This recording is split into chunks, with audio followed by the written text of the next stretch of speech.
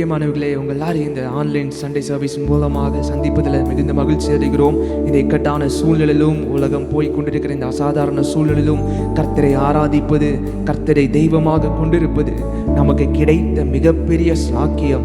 ஆண்டவரை தேடுகிறவர்களுக்கு அவர் நல்லவராகவே இருக்கிறார். அவர் உங்கள் வாழ்க்கையில் உண்மையுள்ளவராக இருக்கிறார். அவர் நமக்காக யாவையும் செய்து முடிக்கக்கூடிய அற்புதமான ஒரு தேவனாக இருக்கிறார். அந்த தேவனை நம்முடைய நன்றியுள்ள உணர்வோட, நம்முடைய நன்றியுள்ள இருதயத்தோட அவரை ஆராதிக்கக்கூடிய அற்புதமான சாக்கியம். சேர்ந்து எங்களோடு சேர்ந்து கர்த்தரை ஆராதிப்போம். கோடா கோடி ஸ்தோத்திரம் ஏறெடுப்போம். ராஜாதி ராஜன், அவர் தேவாதி தேவன். He is the King of Kings. He is the God of gods. Let's all worship Him. Hallelujah. கோடா கோடி ஸ்தோத்திரம் ஏறெடுப்போம். ராஜாதி ராஜன், தேவாதி தேவன், இயேசு கிறிஸ்துவுக்கே மகிமை. ராஜாதி ராஜன், தேவாதி தேவன், இயேசு கிறிஸ்துவுக்கே மகிமை.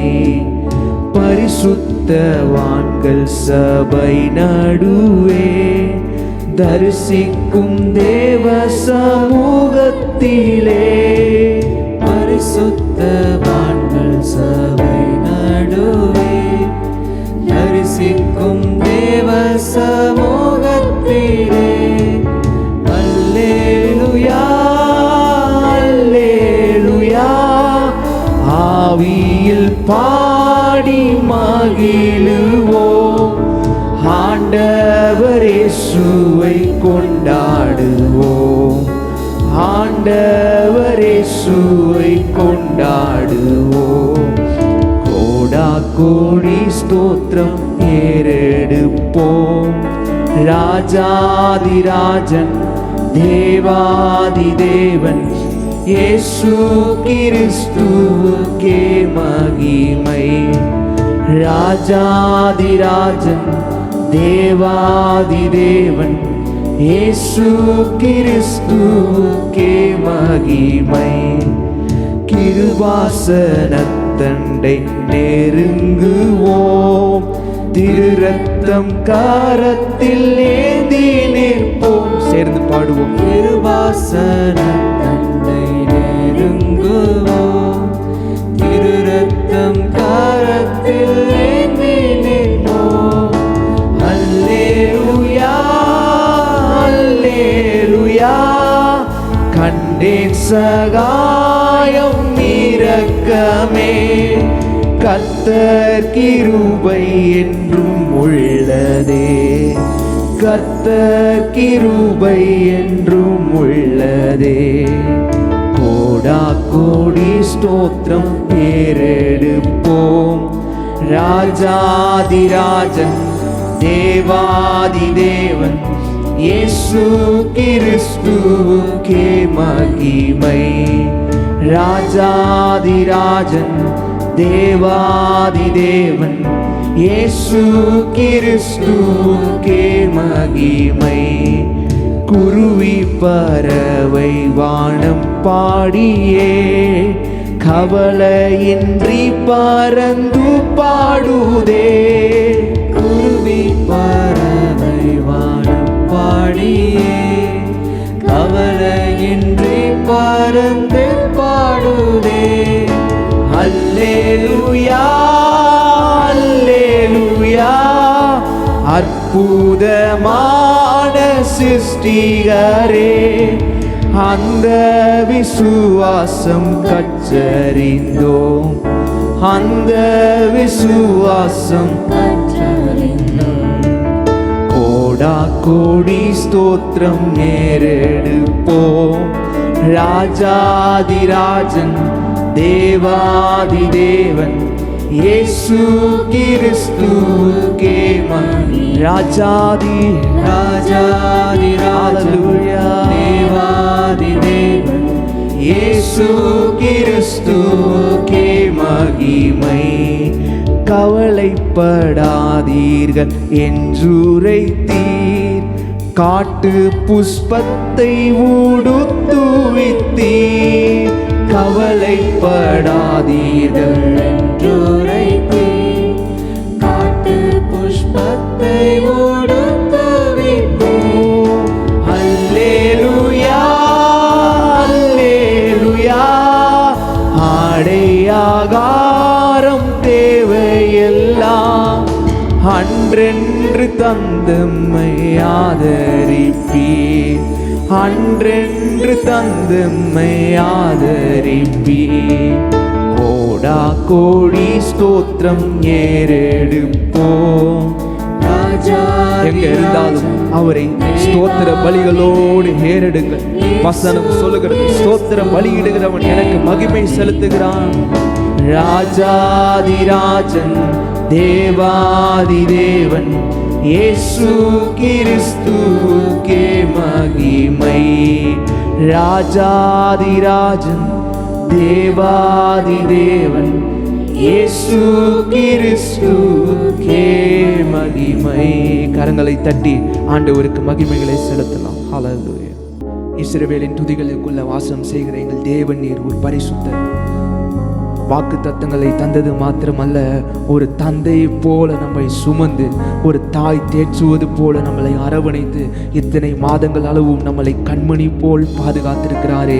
அவரை உயர்த்துகிற வண்ணமாய், அவரை ஆராதிக்கிற வண்ணமாய் சேர்ந்து பாடப்போகிறோம். ஹல்லேலூயா. இஸ்ரவேலின் துதிகளில் வாசம் செய்யும் எங்கள் தேவன் நீர் பரிசுத்தரே. பாடுவோம். இஸ்ரவேலின் துதிகளில் வாசம் செய்யும் எங்கள் தேவன் நீர் பரிசுத்தரே. வாக்குகள் பல தந்து அழைத்து வந்தீர். ஒரு தந்தை போல என்னை தூக்கி சுமந்தீர். வாக்குகள் பல தந்து அழைத்து வந்தீர். ஒரு தந்தை போல என்னை தூக்கி சுமந்தீர். இனி நீர் மாத்திரமே, நீர் மாத்திரமே, நீர் மாத்திரமே எங்கள் சொந்தமானி. உம்மை ஆராதிப்போம், ஆர்ப்பரிப்போம்.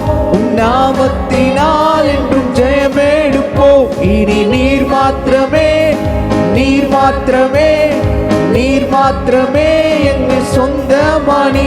உம்மை ஆராதிப்போம், ஆர்ப்பரிப்போம். உம் நாமத்தினால் என்றும் ஜெயமெடுப்போம். எதிர்காலம் இல்லாமல் ஏங்கி நின்றோம். காலத்தை படைத்தவர் தேடி வந்தே. சொல்லுங்க, எத்தனை பேர் சொல்ல முடியும்? எதிர்காலம் இல்லாமல் ஏங்கி நின்றோமே, நம்மை தேடி வந்தார். தேடி வந்தே. சிறையிருப்பை மாற்றி தந்தீர். சிறுமாயின் ஜனம் என்னை உயர்த்தி வைத்தீர். சிறையிருப்பை மாற்றி தந்தீர். சிறுமாயின் ஜனம் என்னை உயர்த்தி வைத்தீர். இனி நீர் மாத்திரமே, நீர் மாத்திரமே, நீர் மாத்திரமே எங்கள் சொந்தமானி. உம்மை ஆராதிப்போம், ஆர்ப்பரிப்போம். நாமத்தினால் என்றும் ஜெயமெடுப்போம். இனி நீர் மாத்திரமே, நீர் மாத்திரமே. ஆமென். அவர் மாத்திரமே நம்முடைய சொந்தமாக இருக்கிறார். அவரை ஆராதிப்போம், ஆர்ப்பரிப்போம். உம் நாமத்தினால் என்றும் ஜெயமெடுப்போம். செங்கடலை கண்டு சோர்ந்து போனோம். யோர்தானின் நிலை கண்டு அஞ்சி நின்றோம். செங்கடலை கண்டு சோர்ந்து போனோம். யோர்தானின் நிலை கண்டு அஞ்சி. உங்களை பார்த்து பயப்படாதே, முன் செல்லுகிறேன், உன்னை நடத்துவதற்கு நான் இருக்கிறேன். ஓ பயப்படாதே, முன் செல்கிறேன் என்று உரைத்து என்னை நடத்தி வந்தீர். இனி நீர் மாத்திரமே, நீர் மாத்திரமே, நீர் மாத்திரமே எங்கள் சொந்தமானி. உம்மை ஆராதிப்போம், ஆர்ப்பரிப்போம். நாமத்தினால் என்றும் ஜெயமெடுப்போம். இனி நீர் மாத்திரமே, நீர் மாத்திரமே, நீர் மாத்திரமே எங்கள் சொந்தமானி. உம்மை ஆராதிப்போம், ஆர்ப்பரிப்போம். நாமத்தினால் என்றும் ஜெயமெடுப்போம். எதிரியின் படையம்மை சூழும் போது ஓங்கிய புயம் கொண்டு யுத்தம் செய்தீர். எதிரியின் படையம்மை சூழும் போது, உங்களை சுற்றிலும் சத்துருக்கள் இருக்கும் போது கர்த்தர் உங்களுக்காக யுத்தம் செய்தாரே. ஓ, துதிக்க செய்தீர், எரிகோவின் மதில்களை இடிக்க செய்தீர். பாடும்போதே விடுதலை, சுகம், சமாதானம். எரிகோவின் மதில்களை பாட செய்தீர், பாட செய்தீர், துதிக்க செய்தீர், எரிகோவின் மதில்களை. பயப்படாதே, பயப்படாதே, முன் செல்கிறேன் என்றுரைத்து என்னை நடத்தி வந்தீர். பயப்படாதே, முன் செல்கிறேன் என்றுரைத்து என்னை. நீர் மாத்திரம், இனி நீர் மாத்திரமே, நீர் மாத்திரமே, நீர் மாத்திரமே எங்கள் சொந்தமானீர். உம்மை ஆராதிப்போம், ஆர்ப்பரிப்போம், உம் நாமத்தினால் என்றும் ஜெயம் எடுப்போம். இனி நீர் மாத்திரமே, நீர் மாத்திரமே, நீர் மாத்திரமே எங்கள் சொந்தமானே. உம்மை ஆராதிப்போம், ஆர்ப்பரிப்போம், உம் நாமத்தினால் என்றும் ஜெயம் எடுப்போம். இனி நீர் மாத்திரமே, நீர் மாத்திரமே. அவர் நம்மோடு கூட இருக்கிற ஒரு தேவனாக இருக்கிறார். இதோ உலகத்தின் முடிவு வரையும் சகல நாட்களிலும் உங்களோடு கூட இருக்கிறேன். உம் நாமத்தினால் என்றும் ஜெயம் எடுப்போம். ஓ ஆண்டவரே, நீர் எங்களோடே கூட இருக்கிற ஒரு அற்புதமான ஒரு தேவனாக இருக்கிறீர். எதிரியின் படை எங்களை சூழும் போதும் செங்கடலை கண்டு நாங்கள் சோர்ந்து போகவில்லை, யோர்தானை கண்டு நாங்கள் அஞ்சி நிற்கவில்லை. ஏனென்றால் நீர் எங்களை பார்த்து சொல்லியிருக்கிறீர், பயப்படாதே, நான் உன்னுடனே கூட இருக்கிறேன்.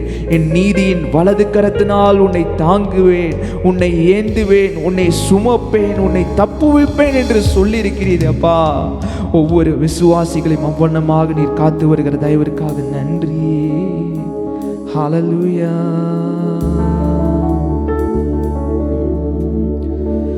துணையாளரே, துணையாளரே, துன்பத்தில் தாங்கும் மணவாளரே. துணையாளரே, துணையாளரே, துன்பத்தில் தாங்கும் மணவாளரே.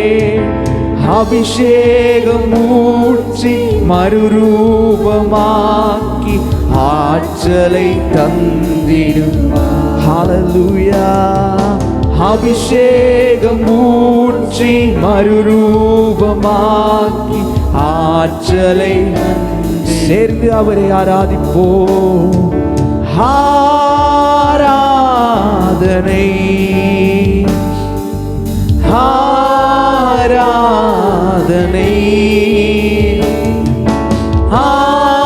ஆராதனை,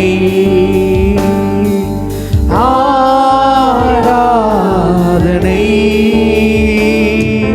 ஹல்லேலூயா, ஹல்லேலூயா, ஆராதனை உமக்கே. ஹல்லேலூயா, ஹல்லேலூயா, ஆராதனை உமக்கே. வெண்மேகமே, வெண்மேகமே, வெண்மேகமே, வெளிச்சம் தாரும் இந்நேரமே.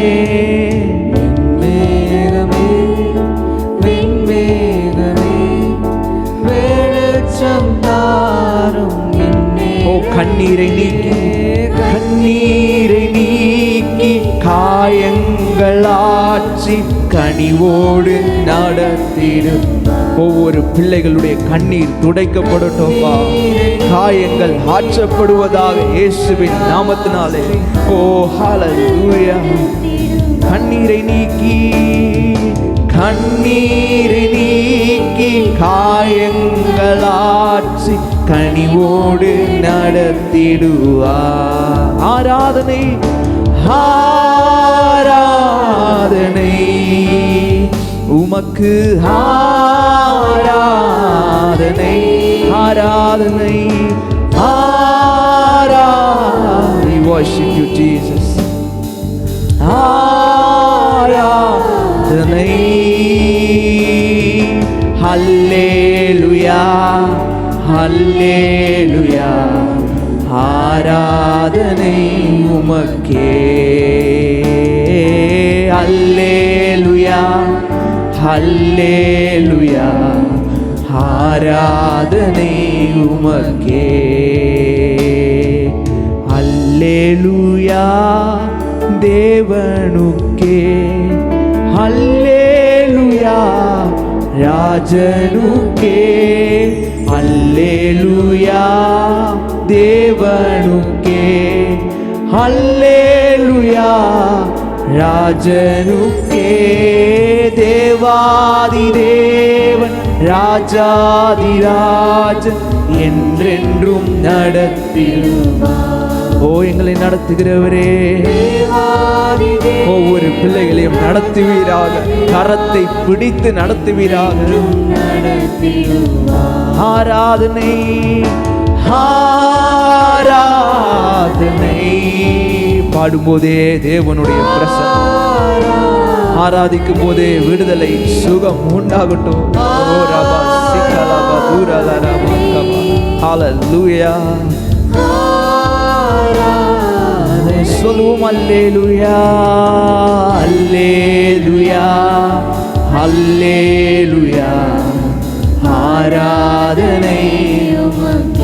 ஓ அவரை ஆராதித்து அல்லேலூயா அல்லேலூயா ஆராதனை உமக்கே. உயிரின் ஊற்றே நீயாவா, உண்மையின் வழியே நீயாவா. உயிரின் ஊற்றே நீயாவா, உண்மையின் வழியே நீயாவா. உறவின் பிறப்பே நீயாவாய், உள்ளத்தின் மகிழ்வே நீயாவாய். உறவின் பிறப்பே நீயாவாய், உள்ளத்தின் மகிழ்வே நீயாவாய். நீரில்லாத நாளெல்லாம் நாளாகுமா, நீரில்லாத வாழ்வெல்லாம் நீரில்லாத வாழ்வெல்லாம் வாழாகுமா, நீரில்லாத வாழ்வெல்லாம். எனது ஆற்றல் எனது ஆற்றலும் நீயாவா, எனது வலிமையும் நீயாவா. எனது ஆற்றலும் நீயாவா, எனது வலிமையும் நீயாவா. எனது அரணும் நீயாவா, எனது கோட்டையும் நீயாவா. எனது அரணும் நீயாவா, எனது கோட்டையும் நீயாவா. நீரில்லாத நாளெல்லாம் நாளாகுமா, நீரில்லாத நாளெல்லாம். நீரில்லாத நாளெல்லாம் நாளாகுமா, நீரில்லாத வாழ்வெல்லாம். ஆமாண்டவரே, இஸ்ரவேலின் தேவனாகிய கர்த்தரின் செட்டிகளின் கீழ் அடைக்கலமாய் வந்த உனக்கு அவராலே நிறைவான பலன் உனக்கு உண்டாகும். முதலாவது தேவனுடைய ராஜ்யத்தையும் அவருடைய நீதியும் தேடுங்கள், அப்பொழுது இவைகள் எல்லாம் உங்களுக்கு கூட கொடுக்கப்படும். இன்று அவரை நாம் தேடுகிறபடினால் நமக்கு பலனளிக்கக்கூடிய ஒரு தேவனாக இருக்கிறார், நமக்கு ஜெயத்தை கொடுக்கக்கூடிய ஒரு தேவனாக இருக்கிறார். அவரை தேடும்போது இவைகள் எல்லாம் உங்களுக்கு கூட கொடுக்கப்படும். நம்முடைய தேவைகளை இன்னதென்று அறிந்திருக்கிற நம்முடைய பரம பிதா ஒருவர் இருக்கிறார். நாம் வேண்டிக் கொள்வதற்கு முன்பதாகவே நமது தேவைகளை அறிந்தவர். அவர் நமது தேவைகளை பூர்த்தி செய்யக்கூடிய ஒரு தேவனாக இருக்கிறார். நம்மை ஆசீர்வதிக்கக்கூடிய ஒரு தேவன், நம்மளை நல் வழியில் நடத்தக்கூடிய ஒரு தேவன், நம்மளை ஆச்சரியமாய் அதிசயமாய் போய் சேர வேண்டிய இடத்துல தடைகளை நீக்கி போடுகிறவர் நமக்கு முன்பாக இந்த மாதத்தில் அவர் கடந்து சென்று நமக்கு முன்பாக இருக்கிற எல்லா கோணலான வழிகளையும் செவ்வையாக்கி அவாந்திர வழிகளை எல்லாம் அவர்கள் ஆறுகளை உண்டாக்கக்கூடிய அளவிற்கு, வனாந்திரத்தில் வயல்களை உண்டாக்கக்கூடிய அளவுக்கு கர்த்தர் ஒவ்வொருத்தருடைய சம்பாத்தியங்கள் மேலே, வருமானங்கள் மேலே கர்த்தருடைய ஆளுகை இறங்குவதாகப்பா. அது மாத்திரம் இல்லை, எங்களுடைய தேசம் போய் கொண்டிருக்கிற இந்த இக்கட்டான சூழ்நிலையும் எங்கள் தேசத்திற்காக நீ செய்து கொண்டிருக்கிற காரியத்துக்காக நன்றி அப்பா. ஒவ்வொரு பாசிட்டிவ் கேசஸ் ஒவ்வொரு நாள் ஆண்டவரே அது குறைந்து கொண்டே வருகிற தயவிற்காக நன்றி அப்பா. எங்கள் ஒவ்வொரு விசுவாச குடும்பத்தின் பிள்ளைகளையும் நீர் கண்மணி போல பாதுகாத்து கொண்டு வருகிற தயவிற்காக நன்றி. இனிமேலும் உம்முடைய கரம் எங்களுடைய தேசத்தின் மேலே இன்னும் ஆச்சரியமாய் அமரணும் ஆண்டவரே. இன்னும் நீர் அதிகமாய் ஆளுகை செய்ய வேண்டுமாய் நாங்கள் ஜெபிக்கிறோம். உம்முடைய சித்தம் பரமடல்களே நிறைவேறுவது போல இந்த பூலோகத்திலும் நிறைவேறுவதாக நாங்கள் வேண்டுகிறோம் அப்பா. எங்களோட கூட வரும் இயேசுவின் நாமத்தில் ஜெபிக்கிறோம் ஜீவனுள்ள நல்ல பிதாவே. ஆமென், ஆமென். Praise the lord. ஆமென். கிறிஸ்துவுக்கு பிரியமானவர்களே, இந்த ஆன்லைன் சர்வீஸில் இணைந்திருக்கிற ஒவ்வொருத்தருக்கும் இயேசுவின் நாமத்தில் வாழ்த்துக்களை நாங்கள் தெரிவித்துக் கொள்கிறோம். புதிதாக இணைகிறவர்களுக்கும் இந்த சபையின் சார்பாக உங்களை நாங்கள் வாழ்த்துகிறோம், உங்களை நாங்கள் வரவேற்கிறோம், உங்களுக்காக நாங்கள் ஜெபிக்கிறோம். ஆண்டவர் உங்களோடு கூட இருப்பாராக. சங்கீதம் 103வது சங்கீதத்தை எல்லாரும் திருப்பிக் கொள்ளுங்கள். இந்த டிஸ்பிளேல பார்க்குற இந்த வசனத்தை எங்களோடு கூட சேர்ந்து நீங்கள் வாசிக்கும்படியாக இருக்கிறீர்கள். சேர்ந்து வாசிக்கலாம். என் ஆத்துமாவே கர்த்தரை ஸ்தோத்திரி, என் முழு உள்ளமே அவருடைய பரிசுத்த நாமத்தை ஸ்தோத்திரி. என் ஆத்துமாவே கர்த்தரை ஸ்தோத்திரி, அவர் செய்த சகல உபகாரங்களையும் மறவாதே. அவர் உன் அக்கிரமங்களையெல்லாம் மன்னித்து உன் நோய்களையெல்லாம் குணமாக்கி உன் பிராணனை அழிவுக்கு விலக்கி மீட்டு உன்னை கிருபையினாலும் இரக்கங்களினாலும் முடிசூட்டி நன்மையினால் உன் வாயை திருப்தியாக்குகிறார். கழுகுக்கு சமானமாய் உன் வயது திரும்ப வாழ வயது போலாகிறது. ஒடுக்கப்படுகிற யாவருக்கும் கர்த்தர் நீதியையும் நியாயத்தையும் செய்கிறார். அவர் தமது வழிகளை மோசேக்கும் தமது கிரியைகளை இஸ்ரவேல் புத்திரருக்கும் தெரிய பண்ணினார். கர்த்தர் உருக்கமும் இரக்கமும் நீடிய சாந்தமும் மிகுந்த கிருபையும் உள்ளவர். அவர் எப்பொழுதும் கடிந்து கொள்ளார், என்றைக்கும் கோபம் கொண்டிரார். அவர் நம்முடைய பாவங்களுக்கு தக்கதாக நமக்கு செய்யாமலும் நம்முடைய அக்கிரமங்களுக்கு தக்கதாக நமக்கு சரி கட்டாமலும் இருக்கிறார். பூமிக்கு வானம் எவ்வளவு உயரமாக இருக்கிறதோ அவருக்கு பயப்படுகிறவர்கள் மேல் அவருடைய கிருபையும் அவ்வளவு பெரியதாக இருக்கிறது. மேற்குக்கும் கிழக்குக்கும் எவ்வளவு தூரமோ அவ்வளவு தூரமாய் அவர் நம்முடைய பாவங்களை நம்மை விட்டு விலக்கினார். தகப்பன் தன் பிள்ளைகளுக்கு இறங்குகிறது போல கர்த்தர் தமக்கு பயந்தவர்களுக்கு இறங்குகிறார். நம்முடைய உருவம் இன்னதென்று அவர் அறிவார். நாம் மண் என்று நினைவு கூறுகிறார். மனுஷனுடைய நாட்கள் புல்லுக்கு ஒப்பா இருக்கிறது. வெளியின் புஷ்பத்தை போல் பூக்கிறான். காற்று அதன் மேல் வீசின உடனே அது இல்லாமற் போயிற்று. அது இருந்த இடமும் இனி அதை அறியாது. கர்த்தருடைய கிருபையோ அவருக்கு பயந்தவர்கள் மேலும் அவருடைய நீதி அவர்கள் பிள்ளைகளுடைய பிள்ளைகள் மேலும் அனாதியாய் என்றென்றைக்கும் உள்ளது. அவருடைய உடன்படிக்கையை கொண்டு அவருடைய கட்டளைகளின்படி செய்ய நினைக்கிறவர்கள் மேலேயே உள்ளது. கர்த்தர் வானங்களில் தமது சிங்காசனத்தை ஸ்தாபித்திருக்கிறார். அவருடைய ராஜரீகம் சர்வத்தையும் ஆளுகிறது. கர்த்தருடைய வார்த்தையை கேட்டு அவருடைய வசனத்தின்படி செய்கிற பலத்த சௌரியவான்களாகிய அவருடைய தூதர்களே அவரை ஸ்தோத்திரியுங்கள். கர்த்தருக்கு பிரியமானதை செய்து அவர் பணிவிடைக்காரராக இருக்கிற அவருடைய சர்வ சேனைகளே அவரை ஸ்தோத்திரியுங்கள். கர்த்தர் ஆளுகிற எவ்விடம் உள்ள அவருடைய கிரியைகளே அவரை ஸ்தோத்திரியுங்கள். என் ஆத்துமாவே கர்த்தரை ஸ்தோத்திரி. நாம் தலைகளை தாழ்த்தி நாம் ஜெபிக்கக்கூடிய அற்புதமான ஸ்லாக்கியத்தை கர்த்தர் நமக்கு கொடுத்திருக்கிறார். என் ஆத்துமாவே கர்த்தரை ஸ்தோத்திரி என்று சொல்லி இந்த சங்கீதக்காரன் தன்னுடைய முழு இதயத்தோட கர்த்தரை ஸ்தோத்திரம் பண்ணது போல ஆண்டவரை நோக்கி ஸ்தோத்திரம் பண்ணுங்கள். ஆண்டவரே, எங்களை நடத்தி வந்த பாதைகளுக்காக ஸ்தோத்திரம் பண்ணுகிறோம். எங்களை ஜீவனோடு எங்களை கிருபையாய் ஆச்சரியமாய் அதிசயமாய் நடத்தி வந்த தயவிற்காக நன்றி. ஒவ்வொரு விசுவாச குடும்பத்தையும் நீர் கண்மணி போல பாதுகாத்து வருகிற தயவிற்காக நன்றி. இனிமேலும் அவர்களை ஆண்டவரே நீர் ஏந்துவேன், சுமப்பேன், தப்புவிப்பேன், தாங்குவேன் என்கிற வாக்குத்தத்தத்திற்காக நன்றி அப்பா. கொடுமை உன் தேசத்தில் இருக்க போவதில்லை என்கிற வார்த்தைக்காக நன்றி. உங்கள் இருதயம் தோலாமலும் தேசத்தில் நடக்கிற சம்பவங்களை கேட்கிறதுனால் உங்கள் இருதயம் பயப்படாமல் இருப்பதாக என்று சொல்லுகிற தயவிற்காக நன்றி. ஆண்டவரே, இழந்து போன அனைத்தையும் நீர் திரும்ப கொடுக்க போகிற தயவிற்காக நன்றி அப்பா. ஒவ்வொரு விசுவாச பிள்ளைகளை நீர் கண்மணி போல ஆச்சரியமாய் நடத்தக்கூடிய அற்புதமான தேவனாய் இருக்க போகிற தயவிற்காக நன்றி என்று நாங்கள் சொல்லுகிறோம். இயேசுவின் மூலம் ஜெபிக்கிறோம் ஜீவனுள்ள நல்ல பிதாவே. ஆமென், ஆமென். பிரியமானவர்களே, இந்த வேளையிலும் நம்முடைய சபையை சார்ந்த சில அறிவிப்புகளை நான் கூறுகிறேன், கவனமாய் கேளுங்கள்.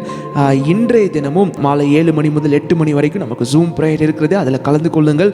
புதன்கிழமைகள் தோறும் வேத பாட கூட்டங்கள் நடைபெறும். திங்கட்கிழமைகள் தோறும் மங்கையர் நேரம் என்ற சிறப்பு நிகழ்ச்சி கிராஸ் டிவியில் ஒளிபரப்பாகும். அதே போல் சனிக்கிழமைகள் தோறும் உபவாச ஜெபங்கள் நடைபெற்று கொண்டிருக்கிறது. வெள்ளிக்கிழமையில் இந்த வெள்ளிக்கிழமை, வருகிற வெள்ளிக்கிழமை நீங்கள் குறித்து வைத்துக் கொள்ளுங்கள். ஸோ வருகிற வெள்ளிக்கிழமை ஒரு முக்கியமான நாள். நம்முடைய சபைக்கு நம்ம ஆன்லைனில் ஒரு ஸ்பெஷல் நைட் ப்ரேயரை நம்ம ஒழுங்கு செய்திருக்கிறோம். ஒரு இரவு ஜெபத்தை நம்ம ஒழுங்கு செய்திருக்கிறோம். விசுவாசிகள் அனைவரும் நீங்கள் கண்டிப்பாக அந்த ஜெபத்தில் இருந்து எங்களோடு கூட இணைந்து ஆண்டவரை நோக்கி நம்ம மன்றாடக்கூடிய அற்புதமான ஸ்லாக்கியத்தை ஆண்டவர் நமக்கு இந்த லாக்டவுன் பீரியட்லேயும் ஆண்டவர் தந்திருக்கிறார். நீங்கள் எல்லாரும் இணைந்து ஜெபிக்கும் போது கர்த்தர் நம்முடைய தேசத்திற்கு மிகப்பெரிய ஒரு சேமத்தை தருவது மாத்திரமல்ல, நம்மையும் ஆசீர்வதித்து பாதுகாக்கக்கூடிய அற்புதமான தேவனாக இருக்கிறார். அது மாத்திரமல்ல பிரியமானவர்களே, இந்த லாக்டவுன் சூழலிலும் அநேகர் ஜெபித்தீர்கள். அநேகர் நம்முடைய சபைகளுக்காக, ஊழியங்களுக்காக, தேசத்திற்காக நீங்கள் ஜெபித்தீர்கள்.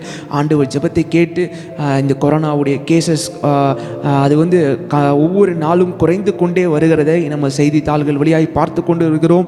ஆண்டவர் நிச்சயமாகவே நம்முடைய தேசத்தை அவர் ஆளுகை செய்து கொண்டிருக்கிறார் என்கிற காரியத்தை ஆண்டவர் வெளிப்படுத்தி கொண்டிருக்கிறார். ஸோ இன்னும் அதிகமாக நீங்கள் ஜெபியுங்கள். அது மாத்திரமல்ல, இந்த லாக்டவுனில் சில தளர்வுகளை அரசாங்கம் சொல்லும் என்றால் அதில் வழிபாட்டு ஸ்தலங்களை திறக்கக்கூடிய வாய்ப்பு இருக்கும் என்றால் நிச்சயமாக நாங்கள் உங்களுக்கு தெரியப்படுத்துவோம். அதன்படி நீங்கள் செயல்படுங்கள். சபையின் அறிவிப்புகள் உங்களுக்கு வாட்ஸ்அப் வழியாக வரவில்லை என்றால் தயவாக அந்த டிஸ்பிளேல தெரிகிற அந்த எண்ணிற்கு உங்கள் பெயரையும் நீங்கள் எந்த சபையை சார்ந்தவர்கள் என்பது தெரியப்படுத்துங்கள். இந்த சபையை சார்ந்த அனைத்து அறிவிப்புகளும் உங்களுக்கு வரும். உங்களுக்கு ஏதேனும் ஜெப விண்ணப்பங்கள், ஜெப தேவைகள் இருந்தாலும் நீங்கள் தயவாக தெரியப்படுத்தலாம். ஒவ்வொரு குடும்பங்களின் பாதுகாப்புக்காக ஜெபித்துக் கொள்ளுங்கள். வெளியில் போகும்போது மாஸ்க், சானிடைசர், சோசியல் டிஸ்டன்சிங்கை மறந்துடாதீங்க. எல்லாவற்றிற்கும் மேலாக தேவன் நம்மளை அற்புதமாய் அதிசயமாய் பாதுகாக்கக்கூடிய தேவனாக இருக்கிறார். பிரியமானவர்களே, இப்பொழுதும் நம் ஆண்டவருக்கு முதன்மையும் சிறந்ததையும் கொடுக்கக்கூடிய அற்புதமான ஒரு நேரத்திற்குள்ளாக வந்திருக்கிறோம். அவர் நமக்கு ஆசீர்வாதத்தை கொடுத்ததின் விளைவாக மீண்டுமாக அவரிடத்தில் அந்த ஆசீர்வாதத்தை கொண்டு போய் நாம் சேர்க்கிறோம். இந்த லாக்டவுன் சூழ்நிலையிலும் பயங்கர பொருளாதார நெருக்கடி ஒவ்வொரு விசுவாச குடும்பத்தை சூழ்ந்த போதிலும் அவர்கள் தங்களுடைய இல்லாமையிலும் இயலாமையிலும் கஷ்டத்தின் நேரத்திலும் அவர்கள் சபைக்காக கொடுத்த ஆதரவை நினைத்து இந்த நேரத்தில் ஆண்டவரை நான் நன்றியுள்ள இருதயத்தோடு ஆண்டவரை ஸ்தோத்தரிக்கிறேன். ஆலய கட்டுமான பணி காணிக்கைகள், தசமமாக காணிக்கைகள், மிஷினரி காணிக்கைகள் என்று பல்வேறு காணிக்கைகளை பல இடங்களிலிருந்து நீங்கள் கொடுத்தமைக்கு ஆண்டவருக்குள் நான் நன்றி செலுத்துகிறேன். இந்த வசனங்களை வாசித்து அறிக்கை செய்து நாம் கொடுக்கவிருக்கிறோம். 2 கொரிந்தியர் 8வது அதிகாரம் 2-3 வசனங்களை வாசிக்க போகிறோம். அவர்கள் மிகுந்த உபத்திரவத்தினாலே சோதிக்கப்படுகையில் கொடிய தரித்திரமுடையவர்களாக இருந்தும் தங்கள் பரிபூர்ண சந்தோஷத்தினாலே மிகுந்த உதாரத்துவமாய் கொடுத்தார்கள். மேலும் அவர்கள் தங்கள் திராணிக்கு தக்கதாகவும் தங்கள் திராணிக்கு மிஞ்சியும் கொடுக்க தாங்களே மனதுள்ளவர்களாக இருந்தார்கள் என்பதற்கு நான் சாட்சியாக இருக்கிறேன். கண்களை மூடி நாம் ஜெபிக்கலாம். ஆண்டவரே, அப்போஸ்தலனாகிய பவுல் சொல்லுகிற வார்த்தையை நாங்கள் நினைவு கூறுகிறோம். மக்கோதோனியா சபையை குறித்து அவர் சொல்லுகிறார், அவர்கள் மிகுந்த உபத்திரவத்தினாலே சோதிக்கப்படுகையில் கொடிய தரித்திரம் உடையவர்களாக இருந்தும் அவர்கள் கொடுக்கும்போது ஒரு சந்தோஷத்தை அவர்களுடைய இருதயத்தில் கொடுத்தீரப்பா.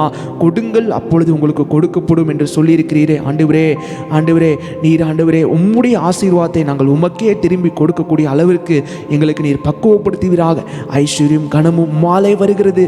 எல்லா ஆசீர்வாதங்களுக்கும் ஊற்றுக்காரனர் நீர் என்பதை அறிக்கை செய்யும் வண்ணமாக எங்கள் கையில் பெற்ற ஆசீர்வாதங்களை முதன்மையும் சிறந்ததையும் உம்முடைய ஊழிய விரிவாக்கத்திற்காக, ராஜ்யத்திற்காக படைக்கக்கூடிய ஸ்லாக்கியத்தை நீர் எங்களுக்கு கொடுத்திருக்கிற தயவிற்காக நன்றி அப்பா. கொடுக்கக்கூடிய ஒவ்வொரு பிள்ளைகளையும் நீர் ஆசீர்வதிப்பீராக. அவர்களுடைய வீடுகளை சுற்றிலும் நீர் வேலி அடைத்து பாதுகாப்பீராக. இந்த இக்கட்டான சூழ்நிலையிலும் அவர்களுடைய வீட்டில் எண்ணெய்கள் குறையக்கூடாது, அவர்களுடைய ஆலைகளில் திராட்சை ரசங்கள் குறையக்கூடாது அப்பா. அப்படியாக உம்மை தேடுகிற பிள்ளைகளை ஆண்டவரே நீர் கைவிடுகிறதில்லை. ஆண்டவரே, உம்முடைய ஐஸ்வர்யத்தின்படி அவங்க குறைவுகள் எல்லாம் நிறைவாக்கக்கூடிய தயவிற்காக நன்றி. சிங்க குட்டிகள் தாழ்ச்சி அடைந்து பட்டினியாக இருந்தாலும் கர்த்தரை தேடுகிறவர்களுக்கோ ஒரு நன்மையும் குறைவுபடாது என்கிற வாக்குத்தத்தத்திற்காக நன்றி. நீர் அவனமாக இந்த பிள்ளைகளை நடத்த போகிற தயவிற்காக நாங்கள் நன்றி செலுத்துகிறோம். இயேசுவின் மூலம் ஜெபிக்கிறோம் ஜீவனுள்ள நல்ல பிதாவே, ஆமென், ஆமென். பிரியமானவர்களே, இப்பொழுதும் ஆண்டவருடைய வார்த்தையை கொடுக்கிறதற்கு நம்முடைய பாஸ்டர் அவர்கள் வருகிறார்கள். உற்சாகமாய் நம் கரங்களை தட்டி அவங்களை வரவேற்கலாம். ஆமென்.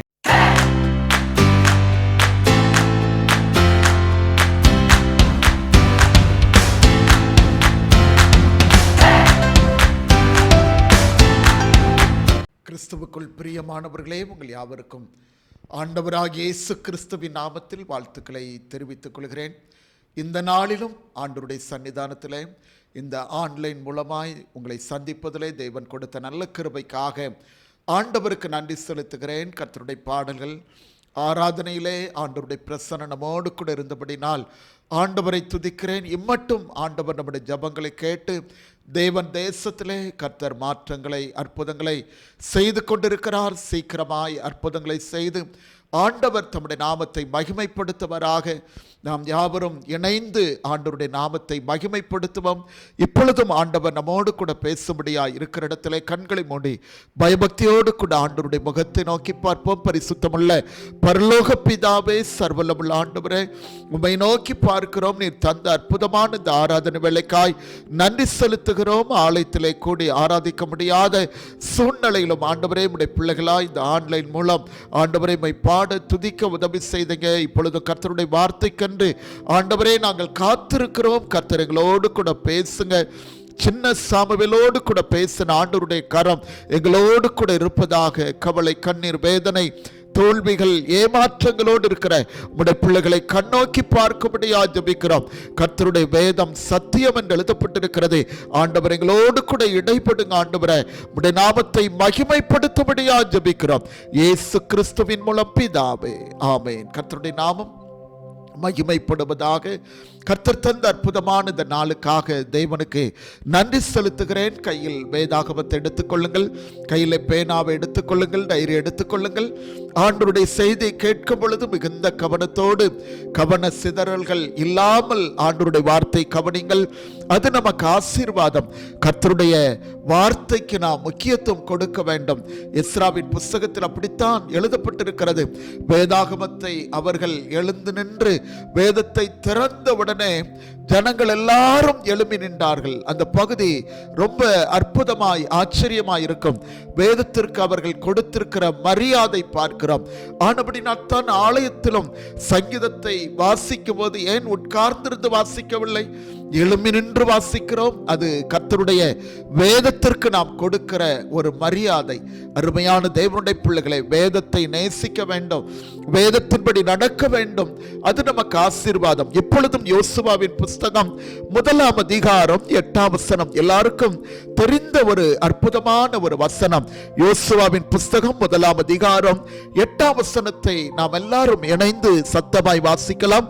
இந்த நியாயப்பிரமாண புஸ்தகம் உன் வாயை விட்டு பிரியாதிருப்பதாக, இதில் எழுதியிருக்கிறவர்களின் படியெல்லாம் செய்ய நீ கவனமாய் இருக்கும்படி இரவும் பகலும் அதை தியானித்துக் கொண்டிருப்பாயாக.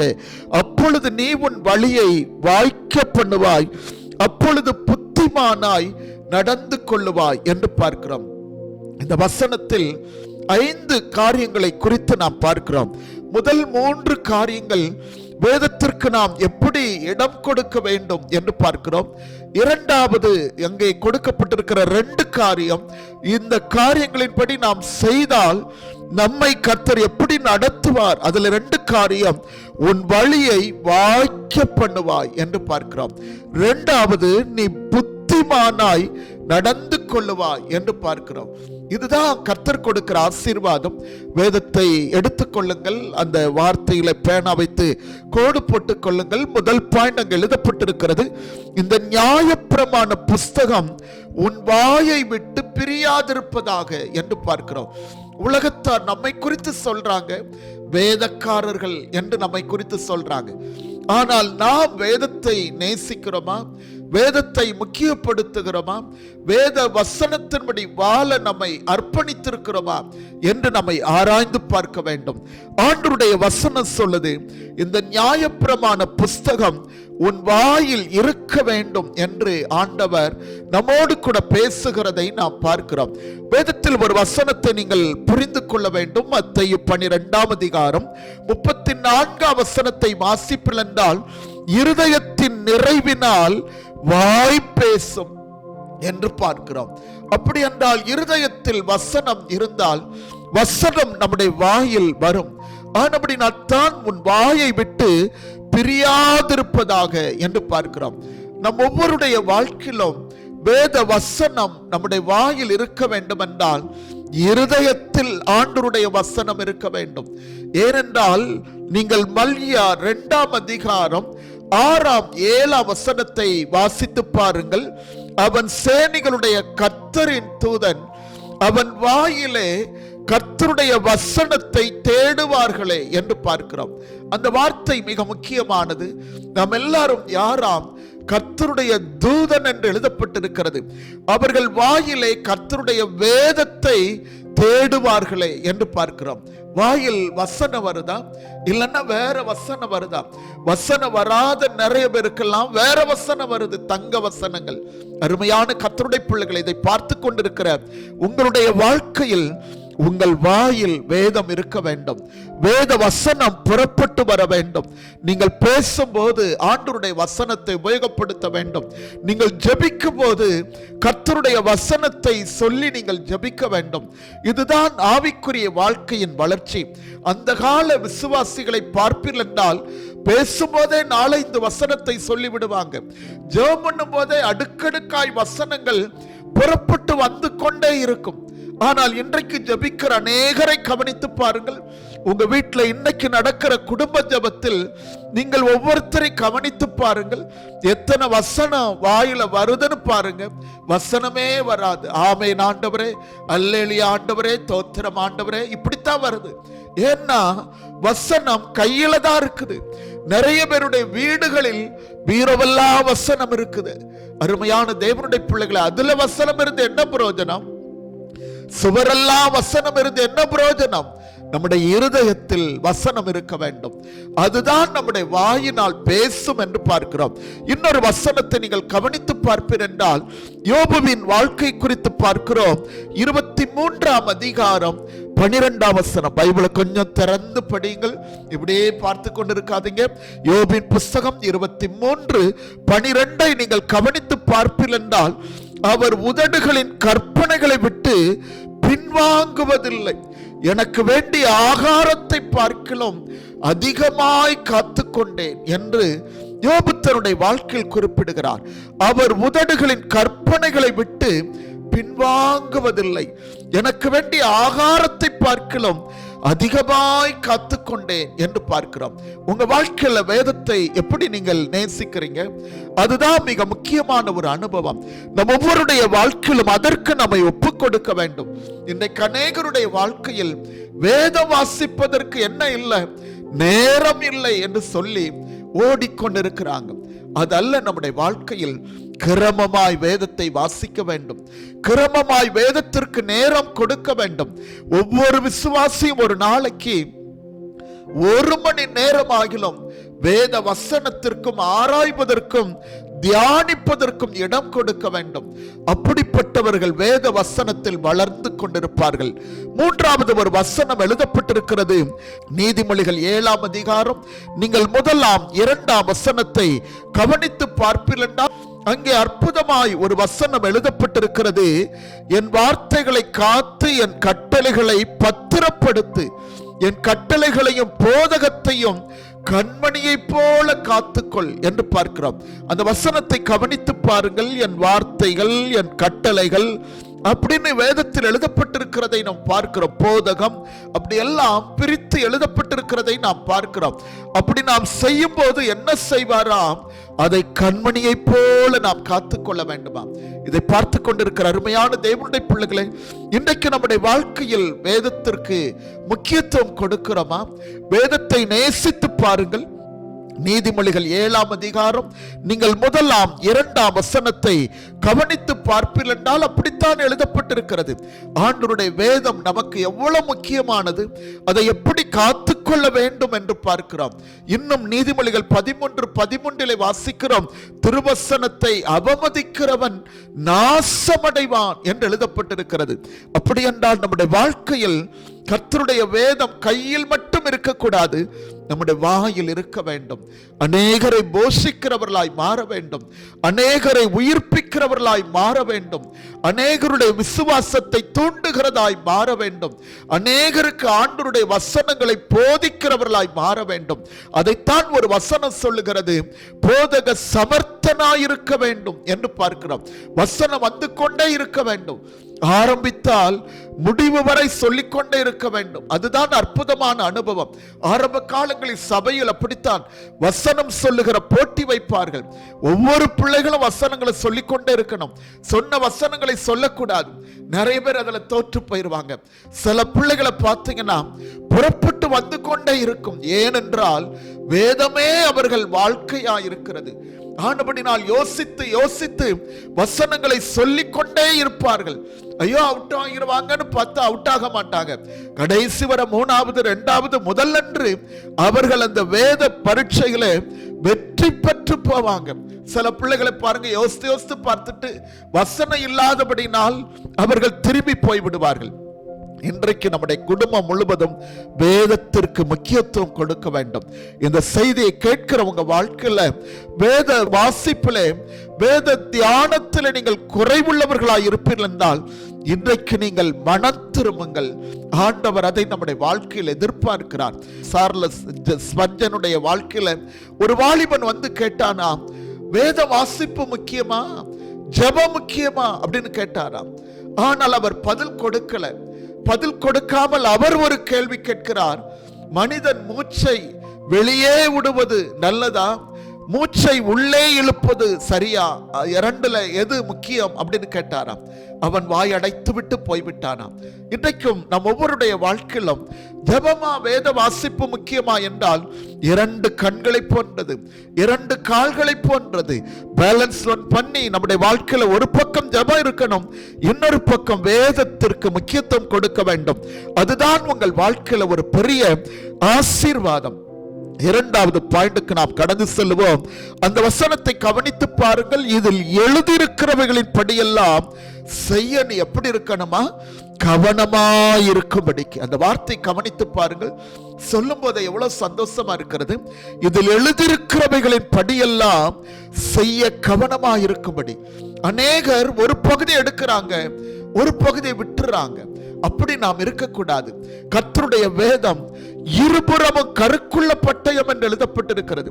கர்த்தருடைய புஸ்தகத்திலே தேடி வாசியுங்கள் என்று எழுதப்பட்டிருக்கிறது. அவைகளில் ஒன்றும் ஜோடில்லாதிராது என்று பார்க்கிறோம்.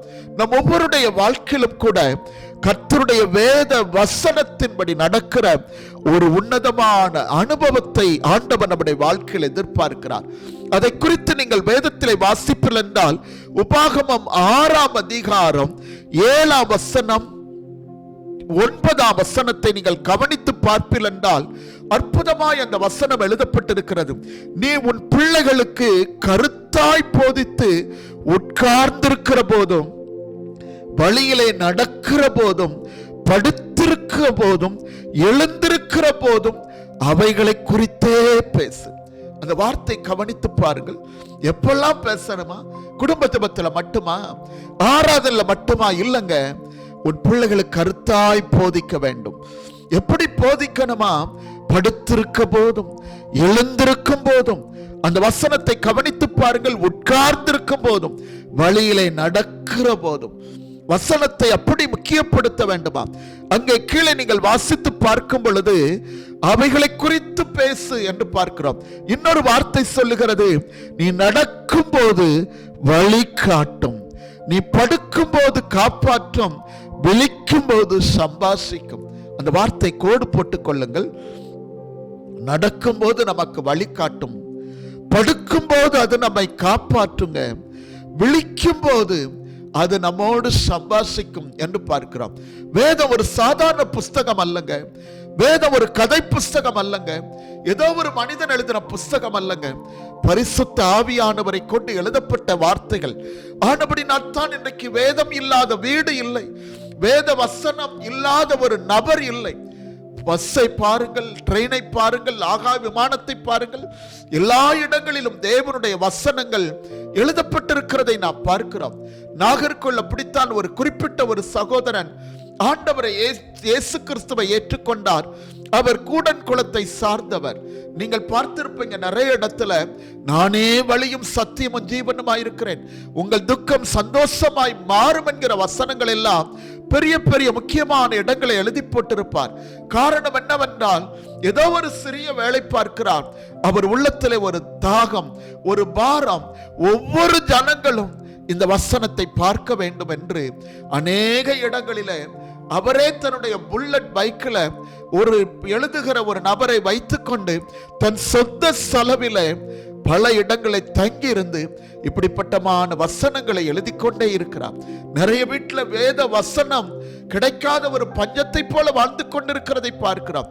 ஆனால் அவருக்குள் அப்படிப்பட்ட ஒரு பாரம் ஆனபடினால் அவருடைய குடும்பத்தை ஆண்டவர் ஆசீர்வாதமாய் நடத்தி கொண்டிருக்கிறார். இன்றைக்கும் நம்முடைய வாழ்க்கையிலும் ஆண்டவருடைய வசனத்தின்படி நடக்கிற ஒரு அனுபவம் நமக்கு ஆசீர்வாதம். நீங்கள் வேதத்திலே வாசித்து பார்க்கும்போது சங்கீதம் 19 சங்கீதம் 11 வசனம் எல்லாருக்கும் மனப்பாடமாய் தெரிந்த வசனம். எல்லாரும் சேர்ந்து சத்தமாய் வாய் திறந்து சொல்லுவோமா? அன்றியும் அவைகளாலும் அது அடியேன் எச்சரிக்கப்படுகிறேன், அவைகளை கை கொள்ளுகிறதுனால் எப்படி உண்டாம்? மிகுந்த பலன் உண்டு. சத்தமா சொல்லுங்கள், எவ்வளவு பலன்? மிகுந்த பலன் உண்டு. அவைகளால் நான் எச்சரிக்கப்படுகிறேன். ஆண்டவருடைய வசனம் வெறும் வாக்கு தத்தங்களுக்கு மட்டுமல்ல, உன்னை மேன்மையாக வைப்பேன், நீ ஆசீர்வாதமாயிருப்பாய், செழிப்பாய், இது மட்டும் அல்ல. நம்முடைய வாழ்க்கையில் அவைகள் நம்மை எச்சரிக்க வேண்டும். சில நேரம் தவறு செய்யும் போது நம்மை உணர்த்த வேண்டும். நம்முடைய வாழ்க்கையில பாவம் செய்யும் போது அது நம்மை கண்டிக்க வேண்டும். அது நம்மோடு கூட உணர்த்த வேண்டும். எச்சரிப்பின் வார்த்தை புறப்பட்டு வர வேண்டும். அது மட்டுமல்ல, அவைகளை கை கொள்ளுகிறதுனால் எவ்வளவு பலனாம்? மிகுந்த பலன் உண்டு. வேதத்தை கை கொண்ட எத்தனையோ தேவ மனிதர்களை தேசத்திலே பார்க்கிறோம். அவர்கள் எல்லாரையும் அப்படித்தான் ஆண்டவர் நடத்தி கொண்டிருக்கிறார். சென்னையிலே தேவ மனிதர் லயனல் என்ற ஒரு தேவ மனிதர் இருக்கிறார். கிட்டத்தட்ட 75 வயது இருக்கும். நன்றாய் வேதத்தை பகுத்து போதிக்கிற ஒரு நல்ல ஒரு தேவ மனிதர். அவருடைய வேத வாசிப்பின் அனுபவத்தை கடந்த நாட்களில் ஒரு செய்தியை பகிர்ந்து கொண்டார். ரொம்ப ஆச்சரியமாயிருந்தது. அவர் ஒரு கிறிஸ்தவ குடும்பத்தில் இருந்தாலும் இயேசுவை ஏற்றுக்கொண்ட பிறகு வேத வசனங்களை அவர் வாசிக்க ஆரம்பித்தாராம். அவருடைய பாட்டியானவர்கள் அவருக்கு கற்றுக் கொடுத்தது, வேதத்தை முழங்காலில் நின்று வாசிக்க வேண்டும். காலையில அரை மணி நேரம், மாலையில் அரை மணி நேரம் என்று வேதத்தை முழங்காலில் நின்றுதான் வாசிப்பாராம். இன்றைக்கு நீங்க எப்படி வேதம் வாசிக்கிறீங்க? அப்படி திறந்து மூடிடுறோம். சங்கீதம் 1, சங்கீதம் 121, சங்கீதம் 100, சங்கீதம் 128, சங்கீதம் 150, நமக்கெல்லாம் தெரியுமே. சின்ன சங்கீதம் எதெல்லாம் தெரியும். அதை திறந்து வாசித்துட்டு வேகமாய் ஓடுவது என்ன பிரயோஜனம்? ஒரு பிரயோஜனம் கிடையாது. உங்களுக்கு அது திருப்தியா இருக்கலாங்க. சாப்பிடும் போது எவ்வளவு ருசி பார்த்து சாப்பிட்டு கொண்டிருக்கிறோம். முதல்ல சாம்பார் ஊத்துறோம், 2வது வத்த குழம்பு, 3வது மோர், 4வது ரசம். அடேங்கப்பா, வித்தியாசமா சாப்பிடுகிறோம். ஏனென்றால் நமக்குன்னு ஒரு வயிறு இருக்குது, அதே போல நமக்குன்னு ஒரு ஆத்மா இருக்குதுங்க. வேதத்திற்கு நீங்கள் முக்கியத்துவம் கொடுக்க வேண்டும். இதுவரை அப்படிப்பட்ட ஒரு நபரா இல்லை என்றால் இன்றைக்கு உங்களை மாற்றிக்கொள்ளுங்கள். பிரதர் லயனல் என்ற தேவ மனிதர் சொல்லும்போது சொல்லுகிறார், 3 கலர்ல பேனா யூஸ் பண்ணுவாராம். ஆசீர்வாதம், கட்டளை, வாக்கு தத்தம், ஒவ்வொன்றுக்கும் ஒவ்வொரு கலர்ல. ஒரு வருஷம் முடிந்தவுடனே ஜனவரி 1ஆம் தேதி ஒரு புதிய வேதாகமத்தை வாங்கி பயன்படுத்த ஆரம்பிப்பாராம். வருடத்திற்கு ஒரு வேத புஸ்தகம். இன்றைக்கு அநேகருடைய பைபிளை பாருங்கள் எப்படி இருக்கிறது. ஆதியாகமம் 1 இருக்காது, வெளிப்படுத்தல் 22 இருக்காது, முன்பக்க அட்டவணை இருக்காது, பின்பக்க அட்டவணை இருக்காது. நிறைய பேருடைய பைபிளை பாருங்கள், குஷ்டரோகம் பிடித்த மாதிரி இருக்கும். அதை வைத்துக்கொண்டே காலத்தை ஓட்டி கொண்டிருப்பார்கள். அப்படி இருக்கக்கூடாது. வேதத்தை நேசிக்க வேண்டும். உங்க கையில் இருக்கிற வேத புஸ்தகம் மிக முக்கியமானது.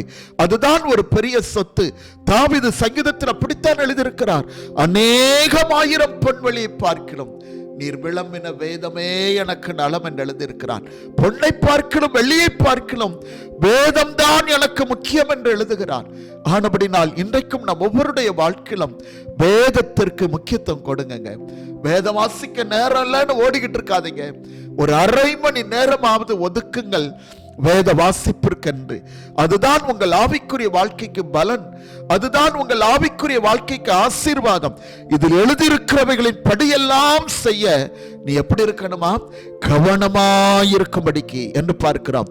அருமையான தேவனுடைய பிள்ளைகளை, உண்மையாகவே வேதத்தை முக்கியப்படுத்துங்கள், வேதத்தை நேசியுங்கள், வேதத்திற்கு நேரம் கொடுங்கள். அது உங்கள் வாழ்க்கையை செழிப்பான பாதையில் நடத்தும், அற்புதமான பாதைகளை நடத்தும். மூன்றாவது ஒரு வசனத்தை நான் வாசிக்க போகிறோம். அதே வசனம், இரவும் பகலும் அதை தியானித்துக் கொண்டிருப்பாயாக என்று பார்க்கிறோம். மூன்றாவது பாயிண்ட், இரவும் பகலும் அதை தியானித்துக் கொண்டிருப்பாயாக என்று பார்க்கிறோம். நம் ஒவ்வொருடைய வாழ்க்கையிலும் 3 காரியங்கள் அதில் எழுதப்பட்டிருக்கிறது. ஒன்று, வாயை விட்டு அது பிரியாது இருக்கக்கூடாது. இரண்டாவது, எழுதியிருக்கிறவளின் படியெல்லாம் செய்ய கவனமாயிருக்க வேண்டும். ஆண்டவரே, இந்த வார்த்தைக்கு நான் கீழ்ப்படிய எனக்கு கிருபை தாரும் அப்படின்னு கேளுங்க. ஆண்டவருடைய வசனத்திற்கு எதிர்த்து நிற்கக்கூடாது. சிலர் வேதம் என்றால் தர்க்கம் பண்ணிக்கொண்டே இருப்பார்கள். அப்படி நாம் இருக்கக்கூடாது. தர்க்கிக்கிறவர்களை விட்டு விலகு என்று எழுதப்பட்டிருக்கிறது. உண்மையாகவே நம் ஒவ்வொருடைய வாழ்க்கையிலும் வேத சத்தியத்திற்கு நம்மை ஒப்புக் கொடுக்க வேண்டும். வீணாய் உட்கார்ந்து தர்க்கம் பண்ணி கொண்டிருக்க கூடாது. கையில் வேதத்தை கொடுத்திருக்கிறார், வேதம் என்ன சொல்லுகிறதோ அதற்கு கீழ்ப்படிந்து நாம் போய்கொண்டே இருக்க வேண்டும். வேத புரட்டனாய் இருக்கக்கூடாது. வேதத்தை கள்ளத்தனமாய் போதிக்கிற ஒரு காரியமாய் இருக்கக்கூடாது. வேதத்தை பகுத்தறிந்து போதிக்க வேண்டும். அது நமக்கு ஆசீர்வாதம்.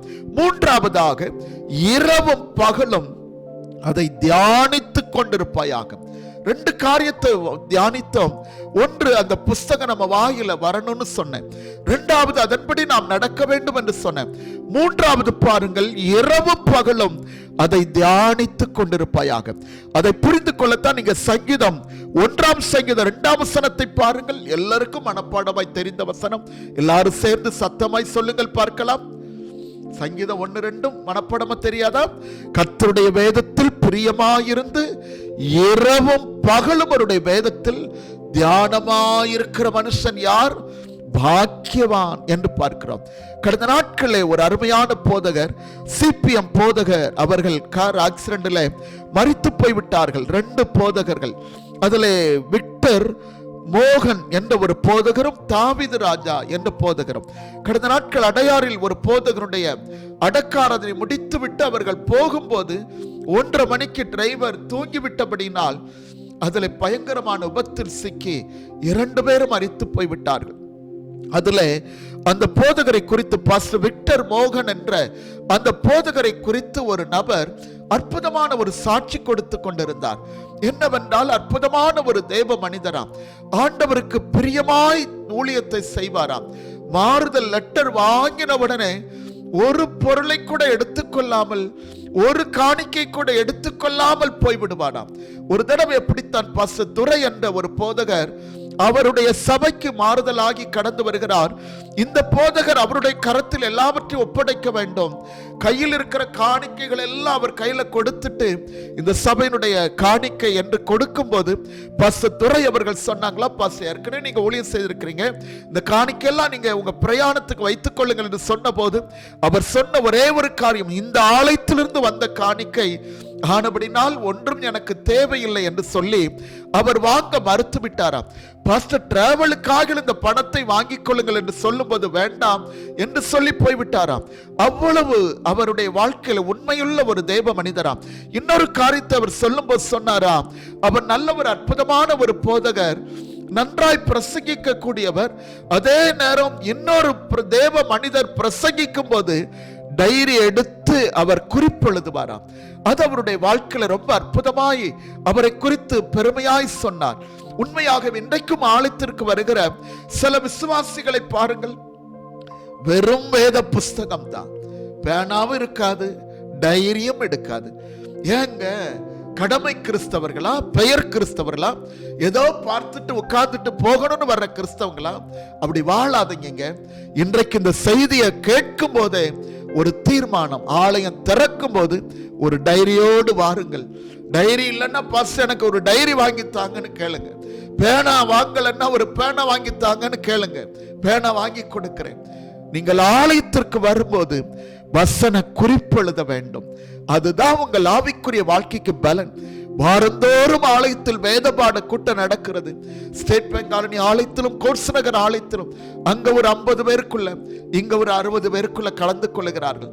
மற்றவர்கள் எல்லாருக்கும் வேதம் இருக்கிறது, ஆலயம் இருக்கிறது. ஆனால் வேத வசனத்தின் மேல் வாஞ்சையும் இல்லை, தாகமும் இல்லை.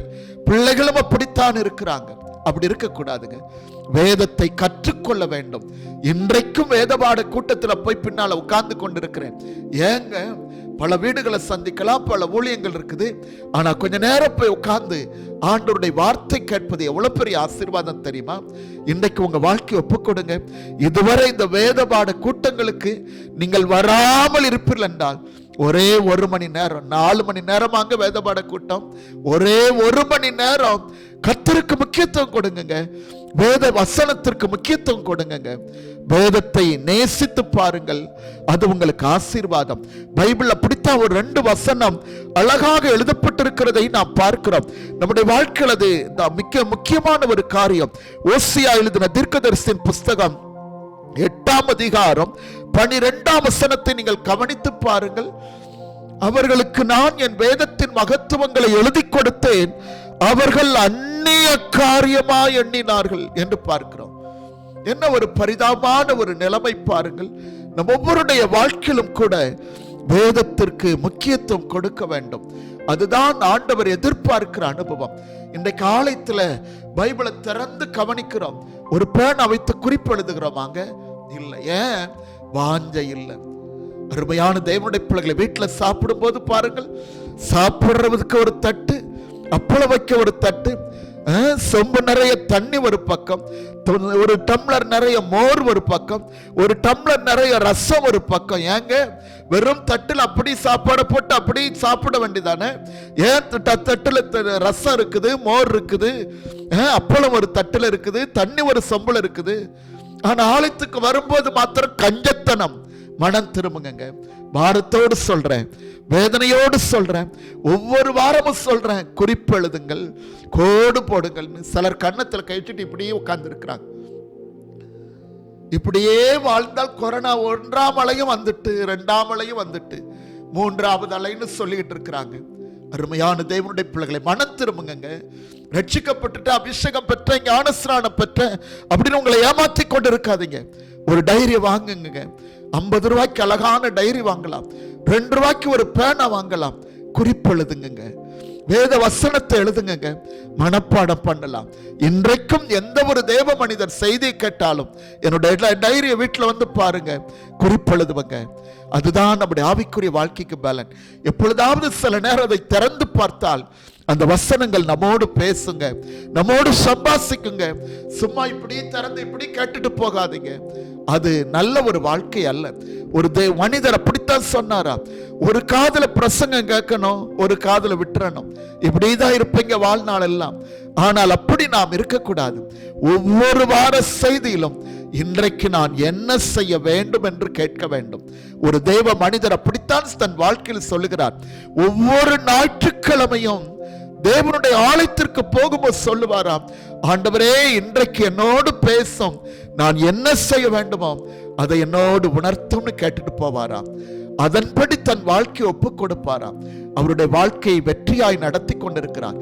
இதை பார்த்து கொண்டிருக்கிற அருமையான தேவனுடைய பிள்ளைகளை, உங்கள் வாழ்க்கையிலையும் அப்படி நீங்க எதிர்பார்த்து ஆலயத்துக்கு வாருங்க. அந்த ஆராதனை வல்லமையின் ஆராதனையா மாறும். மணியை பார்த்துட்டு எப்ப முடியும்னு காத்து கொண்டிருப்பது அல்ல. வசனம் ஒரு 3/4 மணி நேரம் பிரசங்கிக்கப்படுகிறது. ஆர்வத்தோடு மன சந்தோஷத்தோடு அதை கேட்பீங்கன்னா அந்த வசனம் உங்களுக்கு ஆசீர்வாதமா இருக்கும். வேதம் சொல்லுது, இரவும் பகலும் அதை தியானித்துக் கொண்டிருப்பாயாக. இந்த லாக்டவுன்ல நிறைய பேர் வேதத்தை படித்து முடித்திருக்கிறாங்க. நிறைய பேர் வேதத்தை ஆராய்ந்து கொண்டிருக்கிறாங்க. நிறைய பேர் வேத தியானம் பண்ணி கொண்டிருக்கிறாங்க. நிறைய பேர் புதிய பாடலை எழுதி கொண்டிருக்கிறாங்க. அருமையான சகோதரனே, நீங்க என்ன செய்து கொண்டிருக்கிறீங்க? கொஞ்சமாவது பைபிளை படிச்சிருக்கிறீங்களா? அருமையான சகோதரியை, கொஞ்சமாவது பைபிள்ல வளர்ந்திருக்கிறீங்களா? ஆளுதான் வளர்ந்திருக்குது, ஆனா வேத வளர்ச்சி இல்லை. அப்படி நான் வாழக்கூடாது. மிகுந்த பாரத்தோடு சொல்லுகிறேன், வேத வசனத்திற்கு முக்கியத்துவம் கொடுங்கள். அது உங்க வாழ்க்கையை வெற்றி சிறக்க பண்ணும். அதுதான் உங்கள் வாழ்க்கையில் மேலான ஒரு ஆசீர்வாதம். ஒரே ஒரு வசனத்தை உங்களுக்கு ஞாபகப்படுத்தி காண்பிக்கிறேன். நீங்கள் 119 சங்கீதத்தில் நீங்கள் வாசித்து பார்க்கும் பொழுது வேதத்தை குறித்து நிறைய வசனங்களை தாவீது அழகாக எழுதியிருக்கிறதை நீங்கள் பார்க்க முடியும். ஒரே ஒரு வசனங்களை உங்களுக்கு காண்பிக்கிறேன். 39 சங்கீதம் 3 வசனத்தை நீங்கள் வாசிப்பில் என்றால், நான் தியானிக்கையில் அக்கினி மூண்டது என்று எழுதியிருக்கிறார். வேத வசனம் வாசிக்கும் போதே அக்கினி மூலனுங்க. அப்படி ஒரு அனுபவத்திற்குள்ள வரணும். சிலருக்கு வேதம் எடுத்தாலே தூக்கம் தான் வரும். சிலருக்கு வேதத்தை மந்திர புஸ்தகம் மாதிரி தலைக்கடியில வைப்பாங்க. நல்ல சொப்பனை வரணுமா? நல்ல சொப்பனை வராது, ஒரு சொப்பனை வராது. வேதத்தை இருதயத்தில் வையுங்கள், அதுதான் உங்களுக்கு ஆசீர்வாதம். இன்னொரு வசனம் எழுதப்பட்டிருக்கிறது. அப்போஸ்தலர் 17 அதிகாரம் 11 வசனம் சொல்லுது, அவர்கள் மனோவாஞ்சையாய் வசனத்தை ஏற்றுக்கொண்டு அவைகளை ஆராய்ந்து பார்த்ததினால் நற்குணசாலிகளாயிருந்தார்கள். அந்த வசனத்தை கவனித்து பாருங்கள். மனோவாஞ்சையாய் வசனத்தை ஏற்றுக்கொண்டு தினந்தோறும் வேத வசனத்தை ஆராய்ந்து பார்த்ததினால் எப்படி மாறினார்களாம்? நற்குணசாலிகளாய். இன்னைக்கு வேதம் கையில இருக்கு, நற்குணசாலியா இருக்கிறோமா? கோபம் வராம இருக்கா? கெட்ட வார்த்தை வராம இருக்கா? பொறாமை இல்லாம இருக்குதா? பொய் பேசாம இருக்கிறோமா? பேசுறதெல்லாம் பேசிட்டு பைபிளை தூக்கிட்டு கையை கும்பிட்டு உட்கார்ந்துகிட்டு இருக்கிறோம். ஆனா வேதம் சொல்லுது, மனோவாஞ்சையாய் வசனத்தை ஏற்றுக்கொண்டு தினந்தோறும் வேத வாக்கியங்களை ஆராய்ந்து பார்த்ததினால் நற்குணசாலிகளாய் மாறினார்கள். வேதக்காரர்கள் என்பவர்கள் நற்குணசாலிகளாய் மாறணும். வேதம் நம்மை மாற்ற வேண்டும், நாம் வேதத்தை மாற்றக்கூடாது. இன்னைக்கு நிறைய நூதனமாய் அப்படித்தான் நிறைய பேர் எழுப்பி இருக்கிறாங்க. வேதத்தை மாற்றிக்கொண்டு இருக்கிறாங்க. இயேசுவை ஏற்றுக்கொண்டா போதும், நீ வானத்துல தான் பரப்ப, நீ ஆசீர்வாதமா தான் இருப்ப, இப்படி எல்லாம் போதித்து கொண்டிருக்கிற நிறைய பேரை பார்க்கிறோம். அது தவறான ஒரு போதனைகள். நம்முடைய வாழ்க்கையில் தினந்தோறும் வேதத்தை வாசிக்க வேண்டும், அதை ஆராய்ந்து பார்க்க வேண்டும், தியானம் பண்ண வேண்டும். ஈசாக்கை பாருங்கள், வெளியில போய் சாயங்கால வேளையில தியானம் பண்ணி கொண்டிருந்தான் என்று பார்க்கிறோம். நம்ம ஒவ்வொருடைய வாழ்க்கையில வேத வாசிப்பு வேற, அதை தியானம் பண்ணுவது வேறங்க. இந்த வேளையில உங்களை ஒப்புக்கொடுங்கள். நேரம் கிடைக்குதா? சும்மா இருக்கிறீங்களா? கொஞ்ச நேரம் வேதத்தை எடுத்து வாசியுங்கள், அதை ஆராய்ந்து பாருங்கள், அது உங்களுக்கு ஆசீர்வாதம். கொஞ்ச நேரத்தை கர்த்தருடைய வேதத்திற்கு கொடுங்க. இந்த வேதத்தை வாசிக்க வாசிக்க இந்த வேத வசனம் உங்களுக்குள்ளே போக போக உங்களை இது மாற்றிக்கொண்டே இருக்கும். விக்டோரியா மகாராணி என்ற ஒரு மகளை குறித்து நமக்கு நல்லா தெரியும். அவங்க ஒரு தேசத்திற்கே ஒரு மகாராணி. அவங்க ஆலயத்திற்கு போவார்களாம், தலையில எப்பொழுதும் ஒரு கிரீடம் வைத்திருப்பார்களாம். ஆலயத்தில் போன உடனே கீழே இறக்கி வைத்து விடுவார்களாம். பாதுகாவல் எல்லாம் சொல்லுவாங்க, அம்மா ஆலயத்திலேயே அந்த கிரீடத்தை கீழே எடுத்து வைக்கிறீங்க? ஆண்டவர் சமூகத்திலே நம்மை தாழ்த்து நம்மை அர்ப்பணிக்க வேண்டும். இதல்ல, ஆண்டவரை சுமக்கிற ஒரு நபராய் இருக்க வேண்டும் அப்படின்னு சொல்லுவாங்களாம். ஆனபடினால் கர்த்தர் அவர்களை வல்லமையாய், ஆசீர்வாதமாய், மகிமையாய், மேன்மையாய் நடத்தினாராம். ஏனென்றால் ஆலயத்திற்கு வந்தவுடனே அந்த கிரீடத்தை எடுத்து கீழே இறக்கி வந்து வைத்து விடுவார்களாம். இன்னைக்கு நம்முடைய வாழ்க்கையில் ஆலயத்திற்குள்ளே வரும்போது எப்படி வருகிறோம், எப்படி போகிறோம், மாறி இருக்கிறோமா? நம்முடைய வாழ்க்கையில மாற்றமே இல்லை என்றால் அந்த வேதம் நமக்கு என்னத்திற்கு? அருமையான காலம் சென்ற தேவ மனிதர் எமில் ஜெபசிங் ஐயா அவருடைய புஸ்தகத்தில் அப்படித்தான் எழுதியிருக்கிறார். இன்றைக்கு அநேக கிறிஸ்தவர்கள் வாசிக்கப்படாத வேதாகமங்களை அவர்களிடத்திலிருந்து பெற்றுக்கொண்டால் ஒரு சில ஆண்டுகள் வேதாகமே அச்சிடப்பட வேண்டியதில்லையா? திரும்ப சொல்றேன், அநேக கிறிஸ்தவ விசுவாசிகளுடைய வாழ்க்கையில வாசிக்காத வேதாகமத்தை வாங்கினால் 2-3 ஆண்டுகள் பிரிண்டிங் செய்ய வேண்டிய அவசியமே இல்லையா? புரியுதா? பைபிள் இருக்கு. எத்தனை பைபிள்? 10 பைபிள் இருக்கு. ஆனா இன்னைக்கு எவ்வளவு நேரம் பைபிள் வாசித்தீங்க? வாசிக்கல பாஸ்டர், நாளைக்கு வாசிக்கிறேன். போன வாரம் ஞாயிற்றுக்கிழமை அப்படித்தான் சிலர்கிட்ட போன் பண்ணேன், ஆராதனை பார்த்தீங்களா, உபாச ஜபத்தை பார்த்தீங்களா? இனிமேதான் பார்ப்பேன் பாஸ்டர். எப்படி வாழ்ந்து கொண்டிருக்கிறாங்க பாருங்க. வேலைக்கு போறாங்க, சாப்பிடுறாங்க, எல்லாம் செய்யறாங்க. ஆனா கர்த்தருக்குன்னு கொஞ்ச நேரத்தை கொடுக்க முடியலங்க. தேவ சமூகத்தில் கொஞ்ச நேரம் காத்திருக்க முடியலங்க. அப்படியே எழும்பி போய் விடுகிறோம். அது அல்லங்க நம்ம வாழ்க்கையில. இந்த வேதத்தை முக்கியப்படுத்தினால் 2 ஆசீர்வாதங்களை கர்த்தர் கொடுக்கிறார். அந்த வசனத்தின் கடைசி பகுதிக்கு வாருங்கள். யோசுவா 1:8. பைபிளை மூடிட்டீங்களோ? பிரசங்கம் முடிந்தது என்று நினைத்து அந்த வசனத்தை கவனித்து பாருங்கள். உன் வழியை வாய்க்க பண்ணுவாய், புத்திமானாய் நடந்து கொள்ளுவாய். இந்த வேதத்தை நீங்கள் முக்கியப்படுத்த ஆண்டவர் நீங்கள் செய்வதெல்லாம் வாய்க்கும்படி ஆண்டவர் உதவி செய்வார். 2வது, எப்படி நடந்து கொள்வோம்? புத்திமானாய் நடந்து கொள்வோம். இந்த வேதம் நம்மை புத்திமானாய் மாற்றும். இன்னைக்கும் நிறைய வேதம் வைத்திருக்கிறவர்கள் பேதைகளாகத்தான் இருக்கிறாங்க. அப்படி நாம் இருக்கக்கூடாது. புத்திமான்களா மாறணும். ஆண்டவர் புத்தியை நமக்கு கொடுக்க வேண்டும். ஞானத்தோடு வேகத்தோடு நடந்து கொள்ள வேண்டும். ஒருவரோடு பேசும்போது எப்படி பேச வேண்டும், ஒருவர் வீட்டுக்குள்ளே வரும்போது எப்படி இருக்க வேண்டும், இந்த நபரோடு கூட பழகலாமா, இந்த நபரோடு கூட தொடர்பு வைக்கலாமா என்கிறதை குறித்து கவனமா இருக்க வேண்டும். ஏனென்றால் நம்முடைய வாழ்க்கையில புத்திமான்களாய் நடந்து கொள்ளுகிற ஞானத்தை இந்த வேதம் நமக்கு கொடுக்கிறதுங்க. ஆனபடினால்தான் ஒரு தேவ மனிதர் இப்படி பாடுகிறார், வேதத்தை நீ சுமந்தால் இந்த வேதம் உன்னை சுமக்கும் என்று பாடியிருக்கிறார். வேதத்திற்கு முக்கியத்துவம் கொடுப்பீங்களா? வேத தியானத்திற்கு உங்களை அர்ப்பணிப்பீங்களா? வேத வசனங்களை ஒவ்வொரு நாளும் மனப்பாடம் பண்ணி பாருங்கள். வேத பாட கூட்டத்தை முக்கியப்படுத்துங்கள். அனுதினமும் வேதத்தை வாசியுங்கள். அது உங்களுக்கு ஆசீர்வாதம்.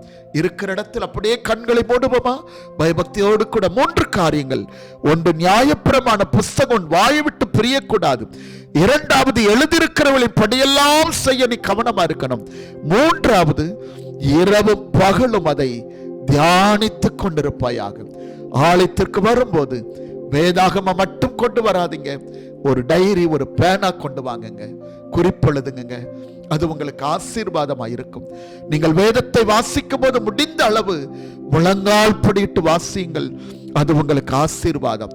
ஒரு நாளைக்கு 1/2 மணி நேரமாவது வேத தியானத்திற்கு, வேதத்திற்கு முக்கியத்துவம் கொடுங்கள். கையில் வேதம் அல்லங்க, வீட்டு சுவரில் வேத வசனம் அல்லங்க, பீரோவெல்லாம் பிரிட்ஜ் எல்லாம் வசனம் அல்லங்க. இருதயத்தில் வசனம் இருக்க வேண்டும். நீங்க ஜெபம் பண்ணும் போது வசனம் வருதா? ஒரு நபரோடு கூட பேசும்போது வேத வசனம் வருதா? வீண் வார்த்தைகள் ஏன் வருது? இருதயத்தில் வசனமே இல்லை. அந்த கால கிறிஸ்தவங்க ஜெபம் பண்ணா வசனத்தை சொல்லி சொல்லி ஜெபம் பண்ணுவாங்க. சும்மா கொஞ்ச நேரம் பேசினா வசனங்களை சொல்லி பேசுவாங்க. வேதம் இப்படி சொல்லுகிறது, இப்படி நடங்க அப்படின்னு ஆலோசனை கொடுப்பாங்க. எனக்கு வேதமே இல்லை. நாமே நம்முடைய தலையிலிருந்து ஏதோ ஆலோசனைகளை கொடுக்கிறோம். கண்களை மூடுவோம். பயபக்தியோடு கூட முடிந்தவர்கள் முழங்கால் படிட்டுக் கொள்ளுங்கள். பயபக்தியோடு கூட அர்ப்பணியுங்கள். ஆண்டவரே, வேதத்தை நான் மறந்து வாழ்ந்து விட்டேன், என்னை மன்னியும் என்று சொல்லுங்கள். எவ்வளோ நேரம் செல்போனுக்கு நேரம் கொடுக்கிறோம், எவ்வளோ நேரம் தூக்கத்திற்கு நேரம் கொடுக்கிறோம், எவ்வளோ நேரம் யார்கிட்டையோ உட்கார்ந்து வீண் கதை பேசிக் கொண்டிருக்கிறோம்.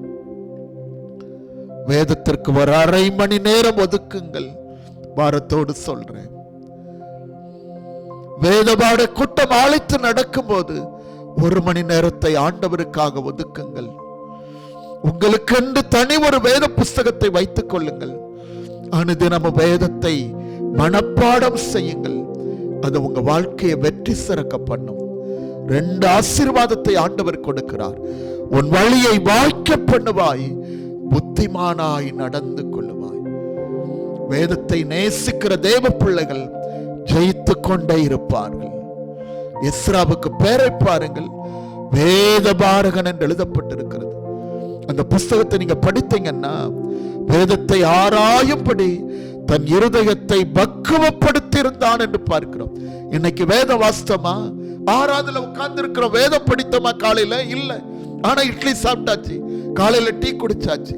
பாரத்தோடு சொல்றேன், வேதத்தை முதலாவது எடுத்து வாசியுங்கள். அந்த நாள் முழுவதும் அந்த வேத வசனம் உங்களை நடத்துங்க. வேத வசனம் உங்களோடு கூட சம்பாசிக்குங்க. வேத வசனம் உங்களை காப்பாற்றுங்க. கண்களை மூடி பயபக்தியோடு கொஞ்ச நேரம், ஆண்டவரே என்னை வேத வசனத்திற்கு நேரா என்னை நடத்தும் என்று கேளுங்கள். முழங்காலில் நின்று வேதம் வாசிப்பேன் என்று சொல்லி பாருங்கள். உங்க ஆவிக்குரிய வாழ்க்கையில வளர்ந்து கொண்டே இருப்பீர்கள். உலக காரியங்களுக்கெல்லாம் நேரங்களை கொடுக்கிறோம். ஏன் வேதத்தை மறந்து போய் வாழ்ந்து கொண்டிருக்கிறோம்? வேதத்தை மறந்தால் நான் உன்னை மறந்து விடுவேன் என்று எழுதப்பட்டிருக்கிறது. ஒரே ஒரு நிமிடம் நம்ம ஒப்புக் கொடுப்போமா? கண்களை மூடி பயபக்தியோடு, ஆண்டவரே சத்திய வேதத்திற்கு என்னை ஒப்புக் கொடுக்கிறேன். ஆண்டவரே வேத வசனத்தை அனுதினம் வாசிப்பேன், தியானிப்பேன், வேதத்தின்படி நடப்பேன். ஆண்டவரே உம்முடைய வார்த்தைக்கு நான் கீழ்ப்படிவேன். ஒருபோதும் உம்முடைய வார்த்தைக்கு நான் எதிர்த்து நிற்க மாட்டேன். ஆண்டவரே என்னோடு கூட பேசும் என்று அர்ப்பணிங்கள். ஆண்டவர் நம்மோடு கூட இடைப்பட்டு கொண்டிருக்கிறார். வாய் திறந்து விடுதலையோடு கூட ஆவியானவரே உம்முடைய பிள்ளைகளை பேசினபடி நான் ஸ்தோத்திரம். சிறு பிள்ளைகள், வாலிபர்கள், வாலிப பிள்ளைகள், பெரியவர்கள், பெற்றோர்கள் ஒவ்வொருவரையும் ஒப்புக் கொடுக்கிறோம். இதுவரை வேதத்தை முக்கியப்படுத்தாத பிள்ளைகள் இன்றைக்கு வேதத்தை முக்கியப்படுத்தட்டும் அப்பா. வேத வசனத்தின்படி நடக்கிற கிறிஸ்தவர்களாய் மாறட்டும். ஆண்டவரை கடமைக்கு வேதக்காரர்கள் என்பது அல்ல, வேதத்தை கற்றுக்கொண்டவர்களாய் மாற்றுங்கப்பா. வேத வசனங்களுக்கு முக்கியத்துவம் கொடுக்க உதவி செய்யுங்கப்பா. தொடர்ந்து பிரசன்னம் பிள்ளைகளோடு கூட இருக்கட்டும். அற்புதமாய், அதிசயமாய், ஆச்சரியமாய் நடத்துங்க ஆண்டவரே. கடினமான இந்த சூழ்நிலைகள் மாறட்டும். இந்த கடினமான சூழ்நிலையிலும் கர்த்தருக்கு தியாகம் பண்ணி கொடுத்து தாங்கி கொண்டிருக்கிற ஒவ்வொரு குடும்பங்களை நினைக்கிறோம். கையின் பிரயாசங்கள், வருமானங்களை ஆசீர்வதிங்கப்பா. பலவீனத்தோடு இருக்கிற பிள்ளைகளை நினைக்கிறோம். கர்த்தருடைய பலன் தாங்கட்டும். வருகிற நாட்களில் உம்முடைய ஆலயத்தில் ஒன்று கூடி ஆராதிக்க உதவி செய்யுங்க. கவலைகள், பாரங்கள், வேதனைகள், கண்ணீரை மாற்றி போடும் கிருபை உம்முடைய பிள்ளைகளை சூழ்ந்து கொள்ளட்டும். இயேசு கிறிஸ்துவின் மூலம் பிதாவே, ஆமென். என் ஆத்துமாவே கர்த்தரை ஸ்தோத்திரி, என் முழு உள்ளமே அவருடைய பரிசுத்த நாமத்தை ஸ்தோத்திரி. என் ஆத்துமாவே கர்த்தரை ஸ்தோத்திரி. கர்த்தர் செய் சகல உபகாரங்களை மறவாதே. ஆமென். ஹல்லேலூயா, ஹல்லேலூயா, ஹல்லேலூயா.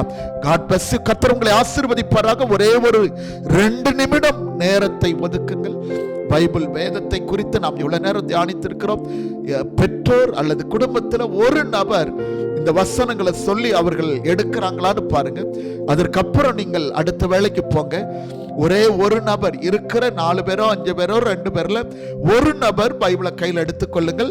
நான் சொல்ற அந்த அதிகார வசனத்தை எடுக்க சொல்லி பாருங்கள். அவங்க எடுக்கிறாங்களா அப்படின்னு கவனித்து பாருங்கள். யோசுவா 3:5 எடுக்க சொல்லுங்கள். எவ்வளவு வேகமாய் எடுத்து வாசிக்கிறார் என்று பாருங்கள். சிலர் தேடிக்கொண்டே இருப்பார். 2வது புலம்பல் 3:22, புலம்பல் 3:22 எடுத்து வாசிக்க சொல்லி பாருங்கள். 1வது யார் வாசிக்கிறார் என்று கவனிங்கள். 3வது யோவேல் 2:21 எடுத்து சத்தமாய் வாசிக்க சொல்லுங்கள். 4வது ஆகாய் 2:19 எடுக்கிறாங்களான்னு கவனித்து பாருங்கள். 5வது எபேசியர் 1:3 எடுக்கிறார்களா, வாசிக்கிறார்களான்னு கவனிங்கள். 6வது தீத்து 2:7 எடுக்கிறாங்களான்னு கவனித்து பாருங்கள். நிறைய பேர் எடுக்க தெரியாது. ஏன்னா கையில பைபிள் சும்மா பேருக்கு வச்சுட்டு இருக்கிறாங்க. இவங்க எல்லாம் வேதக்காரங்க இல்ல, வேசக்காரங்க. அப்படி நாம் இருக்கக்கூடாது. கர்த்தருடைய புஸ்தகத்தில் தேடி வாசியுங்கள். வேத வசனத்தில் நீங்கள் வளர்ந்து இருக்கணும். அது உங்களுக்கு ஆசீர்வாதம், அதுதான் உங்களுக்கு வெற்றி. தேவ கிருபை உங்களோடு கூட இருப்பதாக. அப்படி எடுக்காத பிள்ளைகளை அனுதினம் வேதத்தை வாசிக்க வையுங்கள். கர்த்தருடைய கிருபையும் பிரசன்னமும் எப்பொழுது நம்மோடு கூட இருப்பதாக. ஆமென், ஆமென்.